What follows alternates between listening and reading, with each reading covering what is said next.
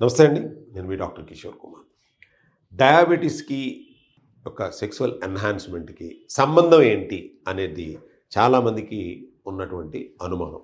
ఈ రోజుతో ఆ అనుమానాన్ని మరి పోగొట్టుకుంటారా? నిజమే అంటారా? ఏంటో మీరే చూద్దురండి. ఈ యొక్క డయాబెటిసు, ఎరెక్టైల్ డిస్‌ఫంక్షన్‌కి ఉన్నటువంటి సంబంధం ఏంటంటే, డయాబెటిస్ అనేటటువంటిది మన ఎరెక్టైల్ డిస్‌ఫంక్షన్‌కి మేజర్‌గా ఇండియాలో ఉన్న మగవాళ్ళకి డయాబెటిస్‌కి, ఎరెక్టైల్ డిస్‌ఫంక్షన్‌కి సంబంధం ఉంది. ఎలాగు అనంటే గనక హై బ్లడ్ ప్రెషర్ అనేటటువంటిది మనకి బ్లడ్ వెజల్స్‌ని డ్యామేజ్ చేస్తుంది. నర్వస్ సిస్టమ్‌ని డ్యామేజ్ చేస్తుంది.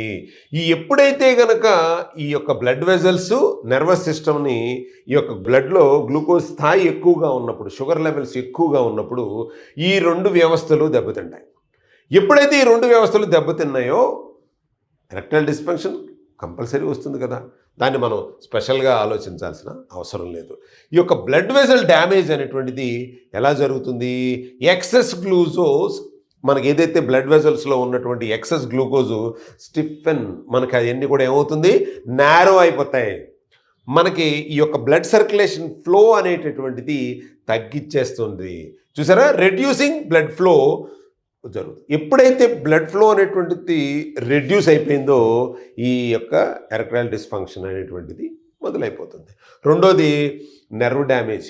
నెర్వ్స్ ఎలా డ్యామేజ్ అవుతాయో ఒకసారి చూడండి.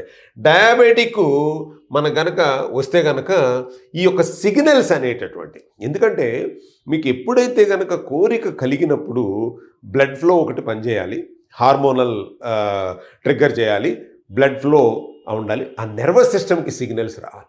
ఎప్పుడైతే బ్లడ్ ఫ్లో సరిగ్గా లేదో, లేదా మన యొక్క నర్వస్ సిస్టమ్ అనేటువంటి సిగ్నల్స్ని పాస్ చేయలేదని అనుకుందాం.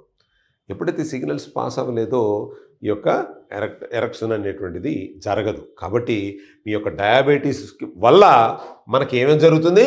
బ్లడ్ వెజల్స్ డ్యామేజ్ అవుతున్నాయి. రెండోది నర్వస్ సిస్టమ్ కూడా డ్యామేజ్ అవుతూ ఉంటుంది.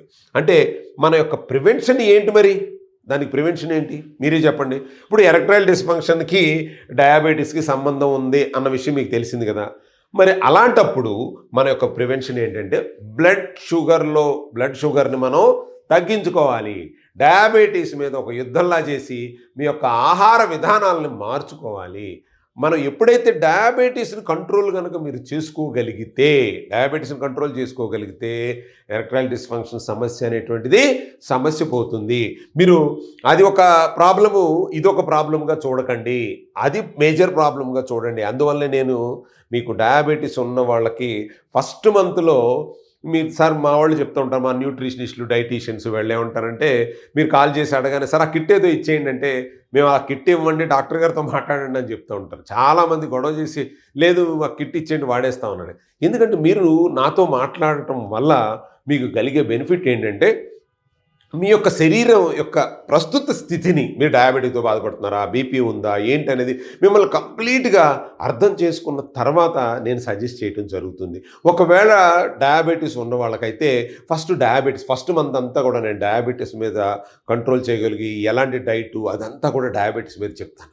డయాబెటీస్ మీద చెప్పిన తర్వాత సెకండ్ మంత్కి ఏం ఇంప్రూవ్మెంట్ వచ్చింది, ఎలా వచ్చింది అన్న దాని మీద second month, third month course అనేటువంటిది ఇవ్వటం వల్ల మీకు 2 ప్రాబ్లమ్స్ రెక్టిఫై అవుతాయి. కాబట్టి మనం ముఖ్యంగా ఎవరైతే ఎరెక్టైల్ డిస్‌ఫంక్షన్ సమస్యతో బాధపడుతున్న వాళ్ళు, డయాబెటీస్ ఉన్న వాళ్ళు అయితే కనుక ఫస్ట్ మీరు నన్ను అడగాల్సింది, ఫస్ట్ చెప్పాలి, మీరు అది దాచుకోకూడదు. నా దగ్గరికి వచ్చినప్పుడు సరే నేను డయాబెటీస్ ఉంది, నేను మెడిసిన్స్ వాడుతున్నాను అనండి. అలాగే వచ్చిన తర్వాత ఈయనేంటి మనకు కావలసిన డైటు లేకపోతే ఎరెక్టైల్ డిస్‌ఫంక్షన్‌కి వస్తే డయాబెటీస్ గురించి మాట్లాడుతున్నారేంటి అన్న విషయాన్ని మీ మైండ్‌లోంచి తీసేయండి. ఇందువల్ల డయాబెటీస్ వల్ల మీ యొక్క ఎరెక్టైల్ డిస్‌ఫంక్షన్ వచ్చింది అన్న విషయాన్ని మీ మనసులో పెట్టుకోండి. కాబట్టి సహకరించి డయాబెటీస్‌కి సరే నేను ఏదన్నా కనుక ఒక మెడిసిన్ రిఫర్ చేసి, లేకపోతే ఒక న్యూట్రిషనో, ఫుడ్ సప్లిమెంటో, లేకపోతే ఒక ఆయుర్వేద ఇదో మీకు ఇచ్చినప్పుడు దయచేసి అర్థం చేసుకోండి. ఎందుకనంటే అమ్మడం గురించి కాదు ఇక్కడ. డయాబెటీసే మీ యొక్క ఎరెక్టైల్ డిస్‌ఫంక్షన్ కారణం అని చెప్పటం నా ముఖ్య ఉద్దేశం.